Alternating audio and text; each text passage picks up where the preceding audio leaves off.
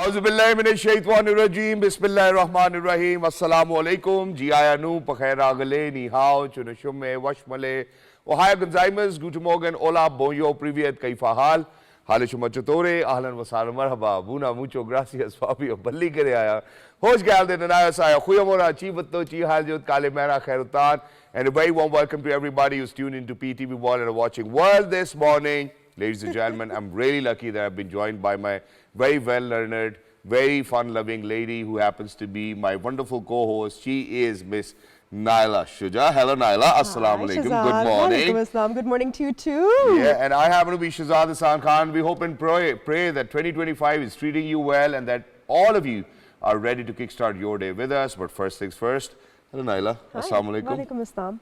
How was your weekend? My weekend was great, alhamdulillah. I love working weekends, and that's exactly what the motto of my life is, and that is that, I certainly, I think for all of those people who are out there, I don't know whether you're going to agree with it or not, but I like working. Because imagine that if I'm sitting idle, I do not feel great about myself. I'm like, okay, I need to do something extra. And then my father, alhamdulillah, is so progressive in nature that he won't let you sit down anyways. So he'll be like, Putter, koi kaam karo, So here we are, working every day, inshallah, making sure that, that our parents stay happy and for everybody who's out there.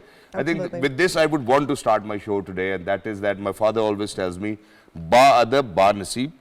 And he never says the second line. So for anybody and everybody who's out there, please make sure that you look after your parents, that you're kind to them, and that you're nice to them, that you listen to each and everything that they tell you. Yeah. Because ladies and gentlemen, agar Allah ka roop dunya mein koi hai, to wo aapke walidain hai. So please make sure that you keep them happy. Let's get started now.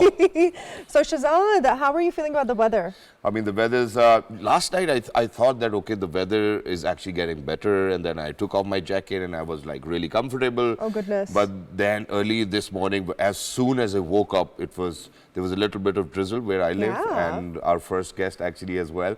And then it was windy and I was like, oh my God. So I had to actually layer myself up and come to the studio. But while we are at it, ladies and gentlemen, for everybody who's out there over here in Pakistan, cloudy weather with rain snowfall is expected in Upper Khyber Pakhtunkhwa, Gilgit-Baltistan, Kashmir, Murree and Galyat during next 24 hours.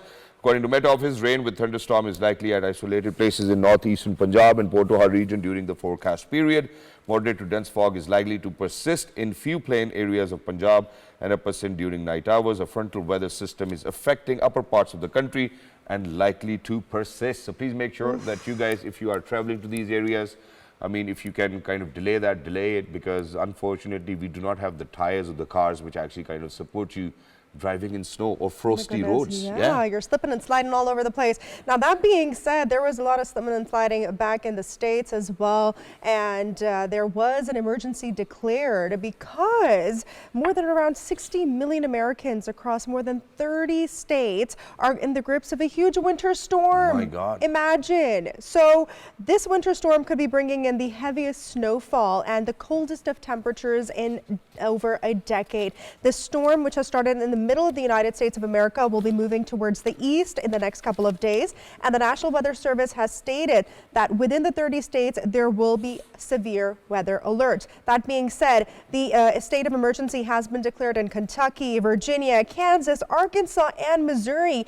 And even places like Florida and Mississippi are expected to, feel this treacherous weather condition. Oh my God. And that's not only the case in US as well. I'm going to take you to United Kingdom, where, ladies and gentlemen, heavy snow and freezing rain across the UK led to massive travel disruptions on Sunday. Several major airports were forced to suspend flights and close runways, while others faced delays. Several key roads within the country were also shut and several areas faced power outages. Manchester and Liverpool John Lennon Airport both closed runways due to the heavy snow. Birmingham Airport was forced to suspend operations for several hours overnight for snow clearing and safety reasons. Oh my God, so nature has its own way of getting back to us. Slowing you down, there's one more thing which I would love to talk about, and I would love to give credit to my IT team, people who've actually made these amazing backgrounds for our, screen. The show, and the I visuals, think so I really need to thank them, Junaid and team. Thank you so much for this one as well. Now we truly look like as if it's world this morning. Yeah. Imagine the places that we are taking you just on our screen, because the weather's not fine outside. But while we are at it, I think Pakistan has done phenomenally well in the arena of sports. So maybe Arshad Nadeem, you know, the Olympian himself, breaking an Olympics record, may it be Nudas Dagirbar, may it be our athletes in MMA, may it be our athletes in squash, may it be our athletes in karate. Cricket, I think hockey, cricket and every blind cricket sport. team and hockey. Amazing. And I think we have done phenomenally well. So in connection to that, ladies and gentlemen, that the British Junior Open Squash Championship, Pakistan's Sohail Adnan qualifies for under 13 final. We have been following this story for a long period of time. Pakistan's Sohail Adnan reached the under 13 final of British Junior Open Squash Championship in Birmingham. In the semi-final, Sohail Adnan outplayed Amir Mustafa of Egypt by 3-0. Sohail won the match with the scoreline of 11-7, 11-6 and 11-7. Sohail Adnan will now face Muiz Tamir of Egypt in the final. Wow, Sohail, congratulations to you and to your family. And please make sure that you make Pakistanis proud. Yeah. What are we talking about now? So I feel like we need to just understand how important sports is for everyone and how important it is to be physically fit, be mentally fit, because once you're physically fit, you're automatically mentally fit, right? Yeah. Because you're the hand-eye connection, the body connection, I don't know. I'm not, yes, the yes, coordination is going on. But oh my God, I wanted to get into Brazilian Jiu-Jitsu and I wanted to put my son in MMA. Now he is really young, but at the same time I was thinking maybe that would be a good sport for him. I don't know. What do you think? I don't know what kind of a mother you are, man. You really want your 3-year-old or 6-year-old or 5-year-old son to kind of participate in MMA. I think he's still got some time. Give him some But years. he Let him has to train. learn. Yeah, obviously he will. But ladies and gentlemen, imagine that for Pakistan to have an ecosystem which actually talks about contact sports is something which is relatively new if we go 5-6 years down the line. Now imagine today, just yesterday, a very iconic star, Mr. Feroz Khan, actually decided that he's going to be in the ring with Rahim Pardesi as well. So a lot of people, not just that, we saw Mike Tyson along the Logan Paul guy as well. And in addition to this, I think Conor McGregor has actually thought about fighting Logan Paul as well. So imagine that the ecosystem and the interest of people has actually kind of increased many folds. Now, if I'm to talk about the MMA ecosystem over here in Islamabad, and I'm truly blessed that this gentleman is over here inside the studios with us. It's because of the fact that him and his elder brothers actually started a very unique sort of an academy where they were teaching and training people of how to kind of participate in mixed martial arts as well. Uloomi Karim happens to be a household name. He's a pro MMA fighter. And he's been through almost, I think, 30 or 40 international fights in his careers. Ladies and gentlemen, we're very lucky that we've been joined by Mr. Uloomi Karim. Hello, Uloomi. Assalamu alaikum. Walaikum assalam. Alhamdulillah. Thank you so much for joining us. Wonderful to have you over here. We do have a news about Gilgit-Baltistan and how CNN actually is telling people that everybody needs to visit Gilgit-Baltistan in 2025, and you come from Gilgit-Baltistan yourself. But first things first, what would you want to say in terms of how Pakistan has been doing in the arena of sports in the previous year, 2024, which was phenomenal? I think it's only a matter of time that people saw that actually people in Pakistan realized that it's themselves who they need, because everyone was banking on external support. Everyone was saying we need support from this, we need support from that particular body, be it a government or a private sector. But now everybody knows that we need to be self-sufficient to get things done. Be it squash, be it blind cricket team, be it the combat sport, and especially the combat sport scene in Pakistan, since it's picking up. And everybody, I mean, you talk about weightlifting especially. I was shocked to see someone set a new record of squatting 400 kilos, and it had me in awe. So it actually shows that everyone putting in the work is paying off, and it shows that all these years and years of hard work is paying off, and these athletes are giving it their all. And in addition to this, I think I would love to add on over here as well, because I believe that Prime Minister Mia Mohammad Shahbaz Sharif Saab's initiative, the Prime Minister Youth Program. Now imagine that Rana Mashood has been instrumental, the chairman of the Prime Minister Youth Program, because every athlete who has won something and have come back to Pakistan, the government has extended their support to them. So I think now everybody knows the formula that, okay, you go ahead, do what you want to do, and once you come back, we'll make sure that we award you or reward you with whatever you deserve. Alhamdulillah, that's phenomenal. Now let's come down to contact sports and how Uloomi Karim's journey went. Now, I mean, I still remember in, I think it was the top floor in F11, you know, and we would certainly, you know, cross paths, and you were there training every single day, your brothers were there, and that's how it all started. And I do believe that even when it was your first fight, you were here on my morning show. So how do you think the journey has been all of these years? And do you think that Pakistan's progressing in this arena as well, combat sports? Of course. Not only combat, like not only MMA, but all the combat sports, be it traditional martial arts, be it boxing, be it kickboxing, or be it wushu, be it any combat sport.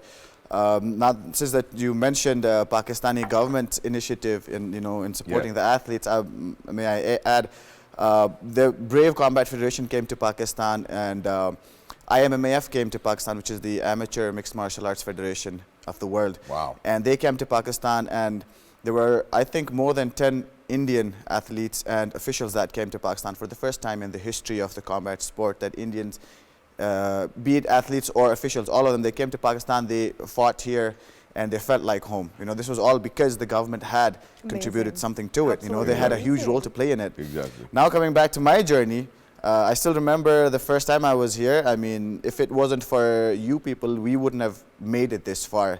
The sport always grows. You know, an athlete can do so much, but if they're not projected on the screen, if they're not shown to the world and the people, it's never going to progress that way. So thank you guys for that. Thank you so much. And thank you for promoting us, and the credit goes to PTV World anyways, I think, yes. you know, for promoting each and every individual who's been over here or representing Pakistan. Yeah, but absolutely. now let's talk about the ecosystem that we have built. Now imagine that, you know, in the West, if we are to kind of speak about UFC or ONE FC, you know, all of these platforms where people go and fight, I mean, they make millions of dollars, right? And certainly that's where Pakistan needs to head, and it's because of the fact that obviously it's going to contribute to our economy too.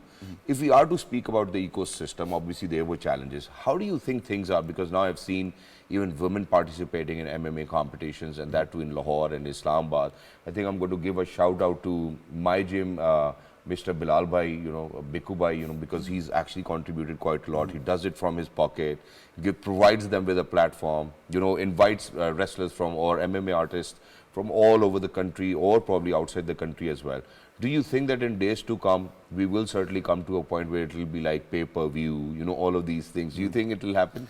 I think it's still new for Pakistan to have something paid. I mean, even the shows that you see in Pakistan, people are allowed to enter for free, let alone have pay-per-views, you know. So it's going to take a while, but it is growing. I mean, if you compare how it was, how this how the athletic scene in Pakistan, not only combat sport, the entire athletic scene in Pakistan was almost dead. I think 4 or 5 years ago. Now that everyone has started to pay attention to the sport, and now that you're seeing people, arenas full of people, be it football, be it MMA, people are showing up and watching the sports. I mean, this is something which is leading towards the pay-per-view side. True. And that's exactly what we want, and we certainly would want, you know, audiences to kind of make sure that they play their role.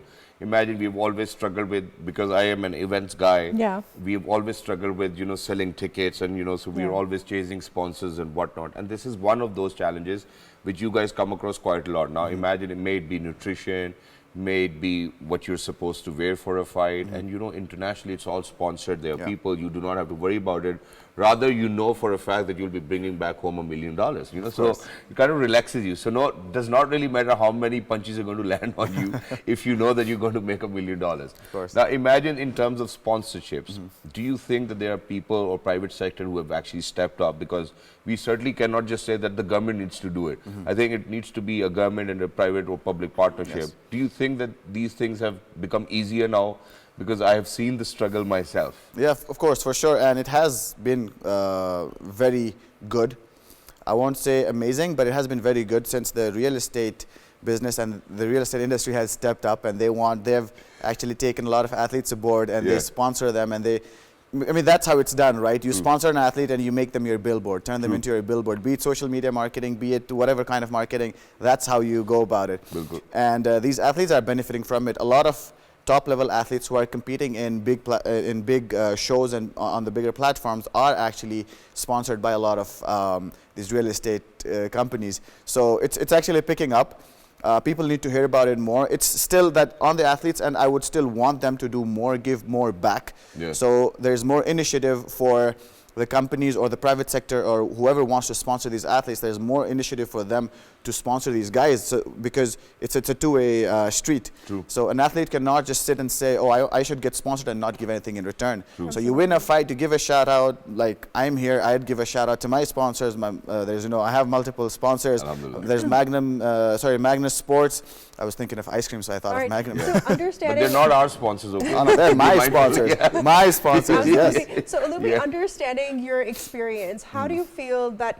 How does it feel to, you know, inspire a generation of, you know, athletes? Because I've seen you, you know, because I live here in Islamabad, obviously, and like you mentioned, Shehzad, we've seen your progression. We've seen how you've overcome obstacles, and then you've gone for training abroad as well. So when you come back to Pakistan and you see, how does it feel to really inspire these people?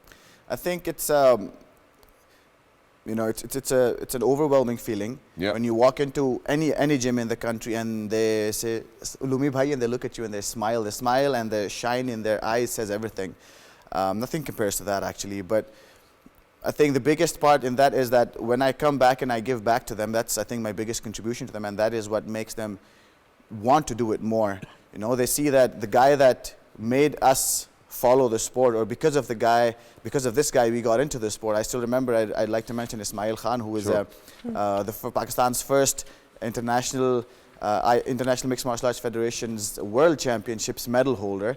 He said that 2016 when I won from my Indian counterpart, he saw that fight. He was playing football somewhere and he heard that I had won from some Indian, and that's how he started training mixed martial arts. So if this is how it happens, this is something really amazing. Yeah. And when I come back and give back to these people, and when I come back and mingle with these people, train these people and teach whatever I know to these people, it makes them want to do it even more. And obviously it makes you happy as well, you know, that you're actually giving back as an athlete. You brought immense pride to our country, to our flag, Most alhamdulillah. definitely. I still remember, I think, one of your fights with the Indian counterpart, you know, and I think all of those fights we've actually, because initially we used to struggle with, okay, how to stream it, where to look for the link, because you were so busy, you know, may it be in Thailand or elsewhere, wherever you were. So how do you think, number one, you know, the government can actually facilitate, or the Foreign Office can actually facilitate our athletes in getting the visas, you know, making that easy, because that's one thing which I have seen for a fact. You know, there were other people who were actually supposed to go for competitions, and those were bodybuilding competitions that were denied visas, unfortunately, number one. Number two, now, you know, looking at Uloomi Karim, where are you headed? How many fights are expected in near future, and where can we see them, and how can we view them? Well, I'd like to break the news here that I think this was 2 years ago, a year and a half ago, I was approached by the UFC to fight in one of their events. Wow. And it was pretty short notice for me. But because of the same visa issues, I wasn't able to compete. Yeah. There were 2 countries that I was supposed to, you know, I was asked for, and I was asked twice to fight in the UFC, but obviously because of the visa issues. So obviously the government, I mean, that's the only thing that I ever asked from the government, that just facilitate our athletes with the visas. We've got the rest handled. Exactly. And as far as my future fights are concerned, I was still pushing for another one. There was supposed to be one in December, but it didn't happen. But inshallah, very soon there'll be another. It's going to be, it's a very anticipated rematch. Wow. Which people want to see. It was a fight which was going my way, but then it went the other way. But yeah, this is going to happen very soon. So we're looking forward to a rematch. But thank you so much, Uloomi, for being with us. Thank you so much for inspiring an entire generation, so that they could actually, you know, follow your footsteps Men as well. and women. Exactly, men and women. And that's how the culture has been built. That's how, you know, the entire ecosystem has been built.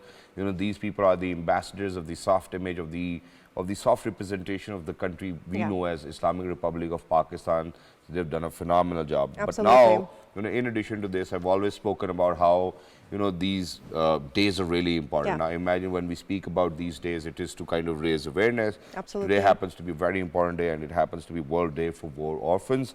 World Day for War Orphans is actually being observed on January 6th with an aim to shed light on the challenges faced by children who have lost their parents due to war and conflict.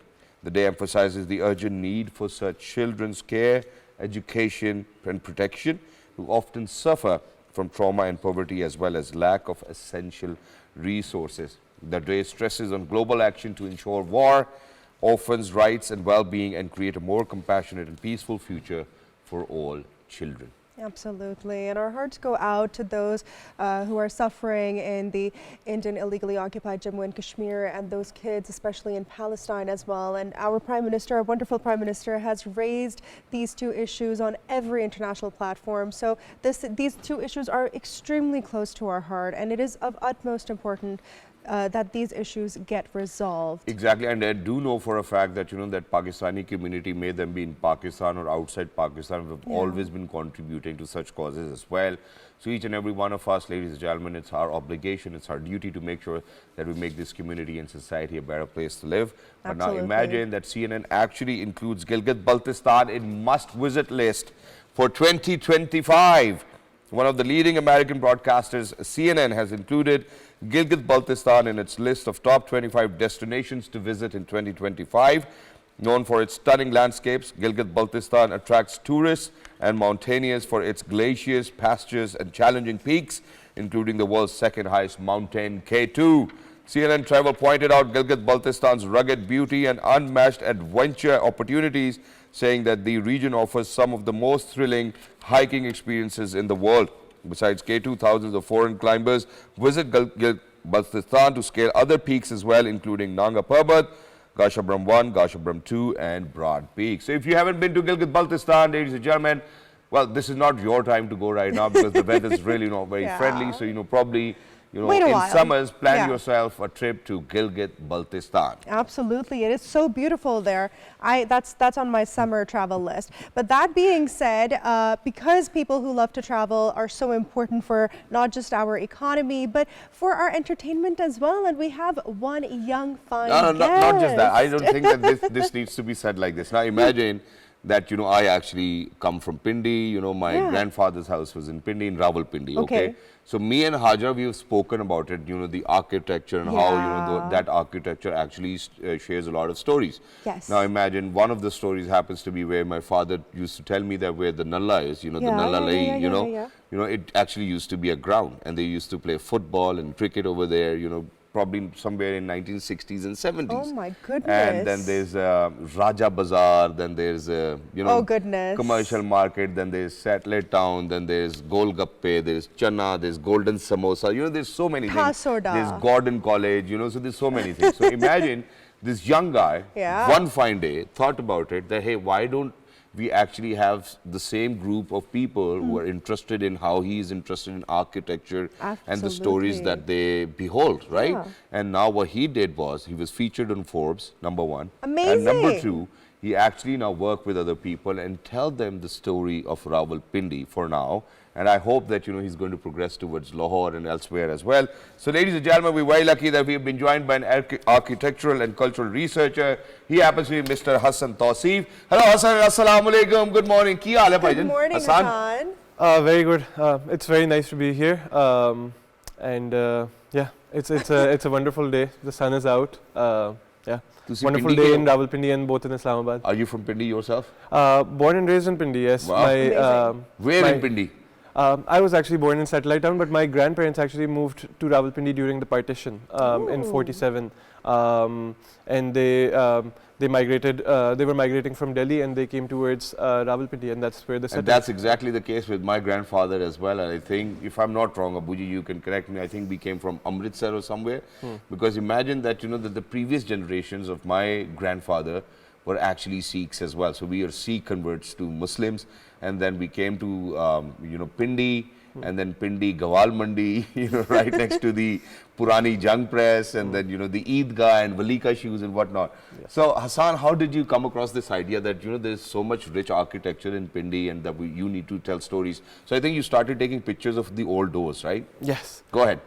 So I was always the art kid in the family. So the interest had always been there. My grandfather, my mother were all poets as well. So the arts definitely ran in the family as well.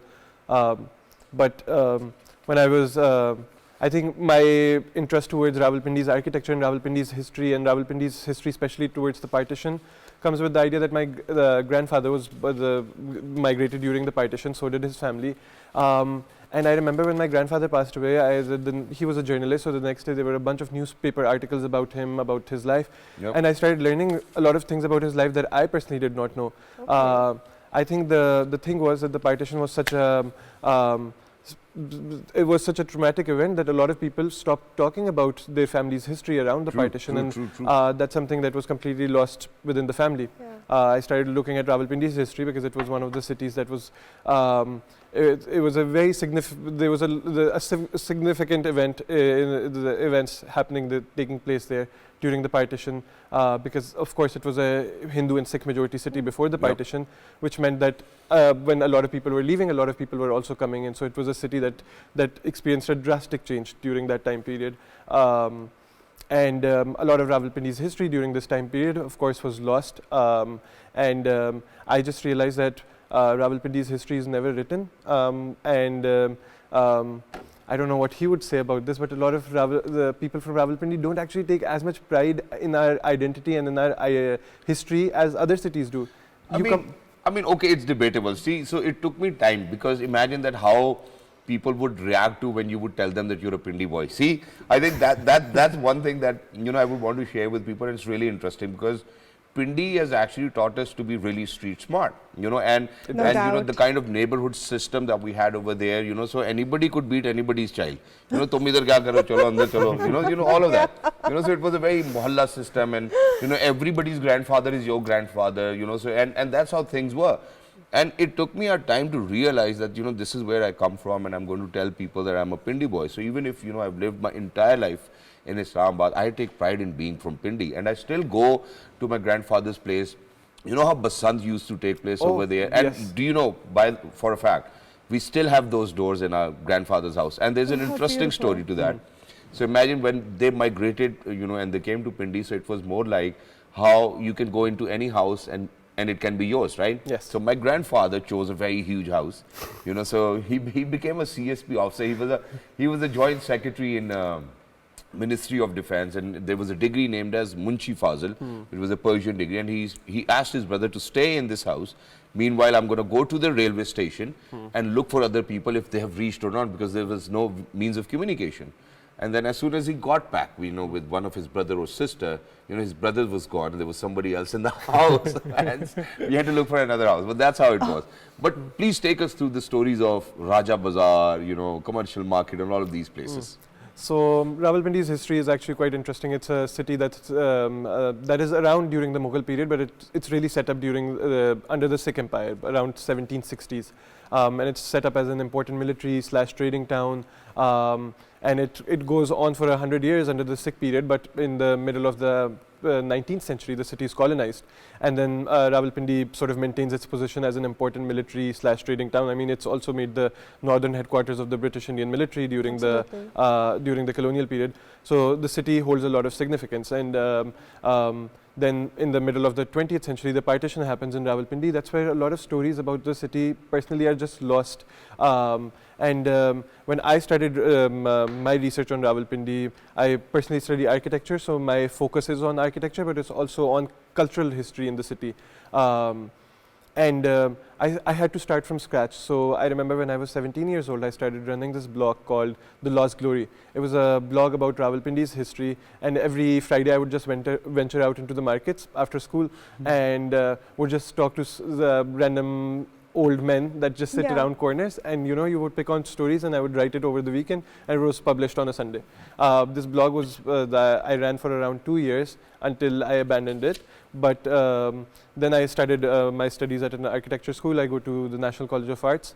Very nice. And while I was there, I used to take my friends around to Rawalpindi, and every now and then. So whenever I had to search about something or write about something, I would just take them along with me. You know, we would go meet some 80-year-old person who would tell us about their experience with the partition. In the way, since I knew everything about the city, I would also make them stop at maybe some old haveli. We would also grab something to eat in the middle, and they used to tell me all the time. So the whole experience, basically. And they used to tell me all the time that, hey, this is a very, very fun experience. You should put it out there for people to also enjoy.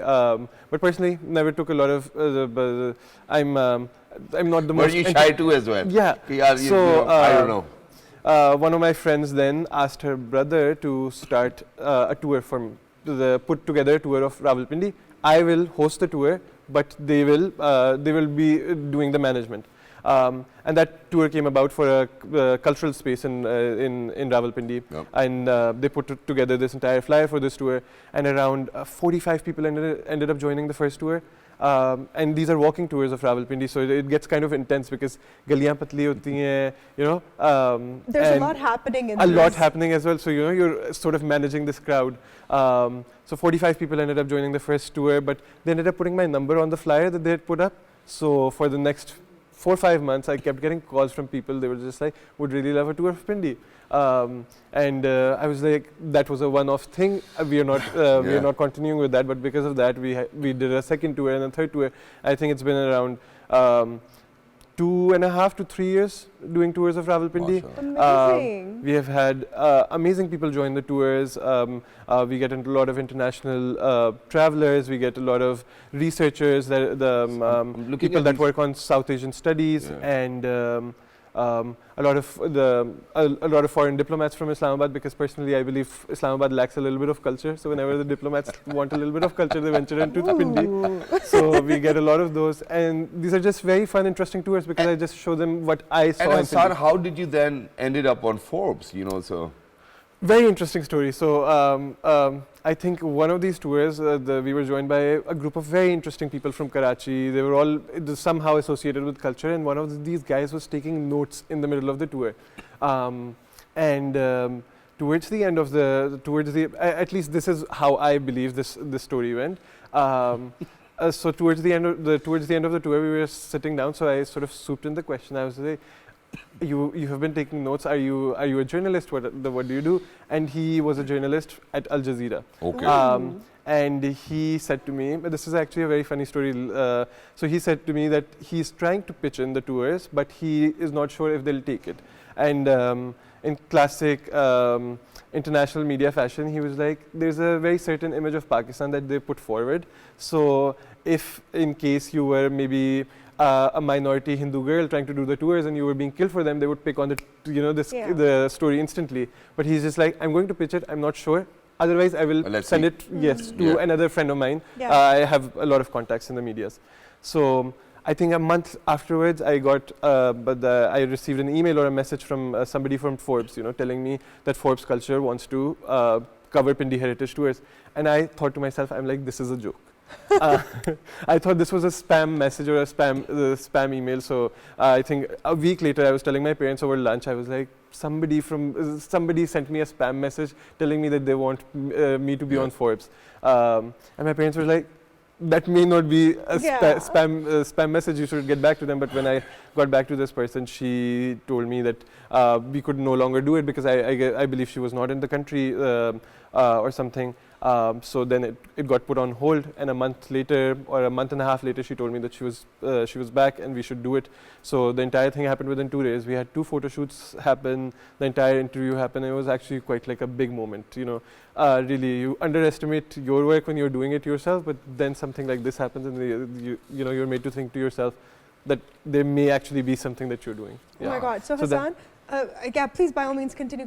Just finish your tours. Okay. So I want to understand. You curated the Pindi Mela. How was that experience for you, and what did it entail? Okay, so this was also a very interesting story. Last year I was working with this researcher from Stanford, amazing person. I was working as a RA, a research associate, Shandana Wahid, and Shandana is pursuing her PhD in anthropology, and she works on Rawalpindi, and she works a lot on vacuum properties in Rawalpindi.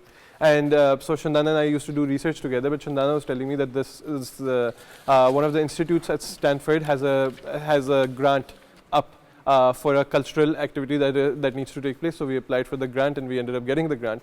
Only it was supposed to be an event for the community, and we thought what better event for the Pindi community than to put together an entire mela. It was a nighttime mela on the rooftop of an old Haveli in Lal Kurti. And we got a lot of the thing was, when Chandana and I were picking a lot of stories, we were gathering a lot of primary data for the research. We used to go around Rawalpindi, and Rawalpindi has a lot of interesting subcultures. Like there's a lot of small musicians. You know, every mohalla will have its own some musician. And then how we will have, you know, those dhol players in Ramadan, you know, waking us all up, and you know, Lal Kurti, you know, the butchery that we had right next to Lal Kurti. So exactly, it was entirely that, and we went around the city. We picked up a lot of musicians and we brought them into one place and brought together like local chai stalls, local samosa stalls, you know, all on that rooftop, and the entire community came together. And it was one of the most wonderful experiences that we could have I think had. it's wonderful. Thank you so much, Hassan. And there's so much. I think, you know, I really need to give you a compliment. First of all, you know, whatever you're doing is phenomenal. Absolutely. I think every Pindi boy or Pindi girl needs to take pride in it. And number two, you're an amazing storyteller as well. Yeah. So I think it kind of contributes to your profession, you know, which actually is your passion and hobby, and you love to do it. Very quickly towards the end, we have got 1 minute. So what we'll do is that, you know, we're going to share best places where people can get some great food in Rawalpindi. Okay, so I'll start with Golden Samosa. Okay, Golden Samosa. Go to Lajawab Dahi Balle in Bhabra Bazaar. I mean, the best Dahi Balle, the best samosas. Go to Pelwan Kheer and get the kheer, but get gulab jamun on top of the kheer. I mean, the warm gulab jamun, cold kheer. Lastly, I will end with wake up at 5 in the morning, drive to Lal Haveli and go to Majid for the best nihari experience that you'll Oh my God. And you're going to get best pie over there, but that has to be at 5 in the morning, you know, so you can actually not be late as well. But thank you so much, Hassan, for being with us. Thank you so much, Lovely to be in conversation with somebody who actually shares the same path, the same gulliyan, the same architecture, the same heritage, the same culture as I do. And, you know, I actually was reminiscing while he was actually speaking about it as well. So thank you so much. Thank you for being so kind and being so humble. And, you know, for somebody who's actually been featured on Forbes, ladies and gentlemen, is one of those gentlemen who's actually making sure that he's going to create waves what he's doing. But while we're at it, I think there's another good news that I would love to share with my people, and that is that the Punjab government has announced its plan to start its first e-taxi scheme, which will not only promote eco-friendly and affordable transportation, but also provide employment. The initiative has been announced by Chief Minister Mariam Nawaz and aims to provide affordable, high-quality vehicles and support sustainable and modern transportation solutions.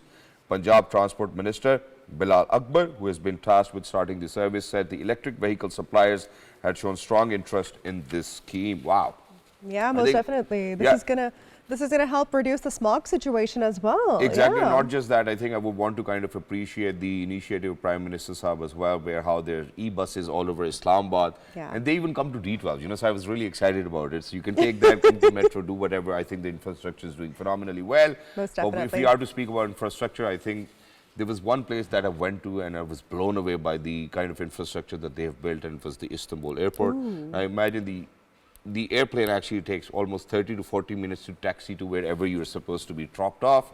And while you're in Turkey, you're like, oh my God, you know, I think these are such amazing places. And I don't know if for a fact, do you want me to put you on the spot? I do. I mean, all right, I'm going to, but later on, but ladies and gentlemen, we're really lucky that we've been joined by someone who actually makes sure that, you know, the people of Pakistan and Turkey have a good relationship, and that we travel to each other's country. We're very lucky that we've been joined by social media influencer, CEO, Turan Travels, Miss Turkan. Hello, assalamu alaikum, good morning. Good morning. Hello, assalamu alaikum. How are you?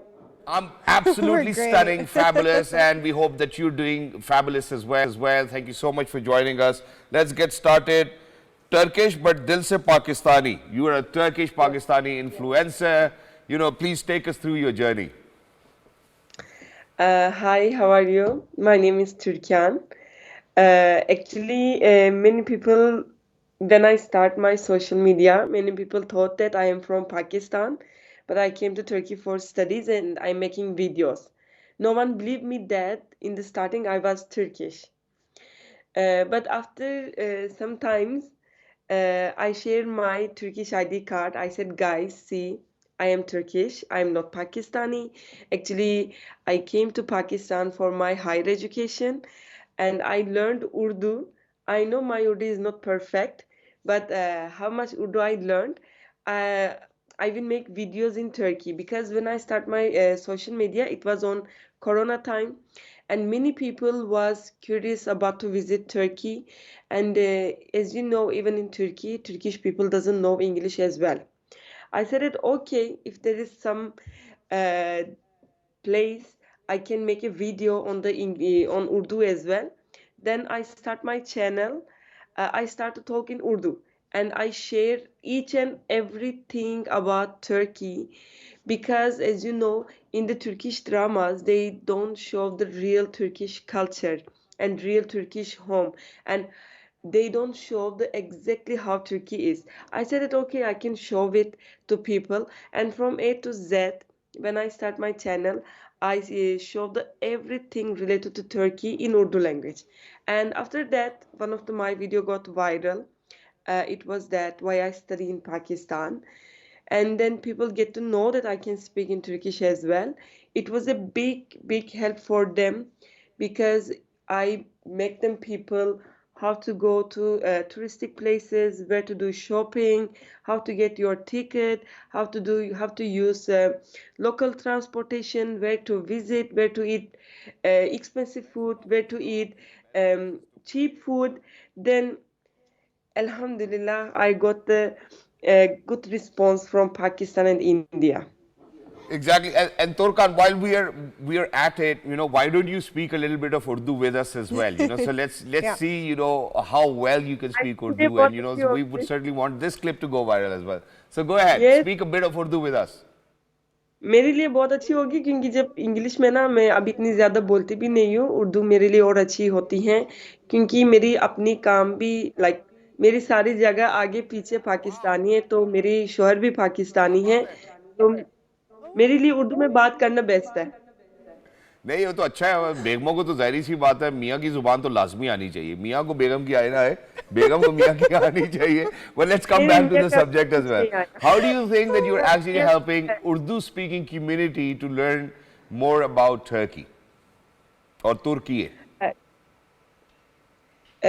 मैं आपको ये बता देती हूँ, जब मैंने ये channel start किया था काफी ज्यादा लोग कह रही थी कि लाइक Well, we need क्योंकि to ये come back बात to में we need to come back to English, please. Sorry, because we are the only English sorry. channel in the country, so that was just for a tester. Yeah. Can you tell me the question again? Sorry. Okay. Can So you what I repeat was trying the to ask question? you was, yeah, Yeah. how are you helping with Turkan, travel services with the Urdu communities, people to learn more about Turkey, the culture, the Ottoman Empire? Because I do remember for a fact, I was about to actually put my co-host on spot as well, because just yesterday somebody asked me the capital of Turkey, and I said Istanbul, and then my 11-year-old daughter said it's Ankara. Yeah. And then I had to do my research, and it was after the World War One, Yeah. when the name actually got changed. So please go ahead. Okay. Actually, I start my Turkan Travel 1 year ago. It is newly. I start my social media 4 years ago. Already before starting my Turkan Travel company, many people were asking me about the Turkey. Okay, Turkan, we are coming to Turkey, but in Turkey there is very big language gap. How can we communicate with the people? Because as you know, Turkey is the one of the most popular country for the tourist as well. And except that there was, as you know, scam in Turkey, scam was also happening. Then I said that okay, many people is asking about me about the tourism. I can make it in legal way and I can open my company. As a Turkan Travel, we are doing our work from A to Z. Even we are helping our clients to apply for the Turkish visa as well. We start with our Turkish visa and our ticket, our hotel, our airport pick and drop, and in Istanbul or in out of the Istanbul, which city they want to visit or which city they want to travel. I'm not giving like as a Turkan Travel, our travel company is little bit different. We are reachable 24/7. We are not doing like okay guys, we did your itinerary packet and after that we are lost and we gone. We will not help you anymore.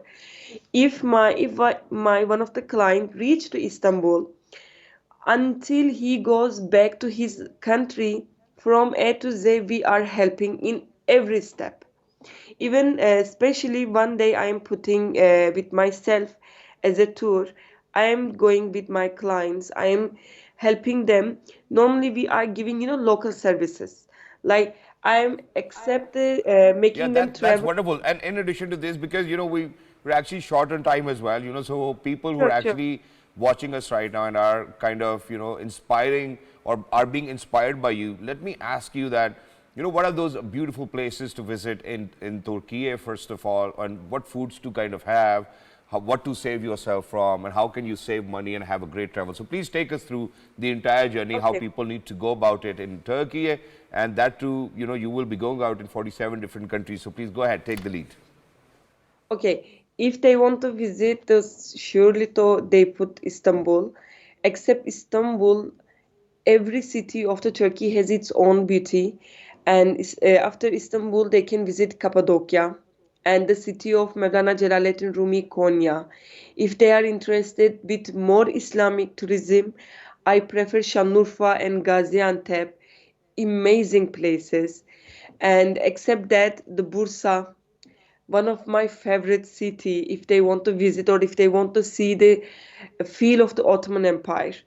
And except that if they want to enjoy the summer, the best two places is Antalya, Bodrum and Marmaris. These places they can visit. What can they eat? If they go to Bursa, they should eat Iskender kebab. If they are in Istanbul, they should try doner. And in every place there are, home food restaurants. They can try that. And not just that, obviously Turkish coffee, that's something that Yum. actually kind of, represents the rich culture of After our Turkey as second well. But time, very quickly towards the end, I'm really sorry we shortened. I have one last question, and that is, yeah. a lot of people, unfortunately, have come up with complaints saying that people have been, kind of overcharged, and that the taxi drivers didn't pay them their money back, they ran away, and there have been incidents of such sort. How do you think that people really need to kind of make sure that they stay foolproof while they're staying over there? Yeah. Me as a Turkish, I'm also saying the same thing. There is taxi scam. Even taxi people, they don't take Turkish people. They are searching for the, foreigner because for to make them scam. There is two things.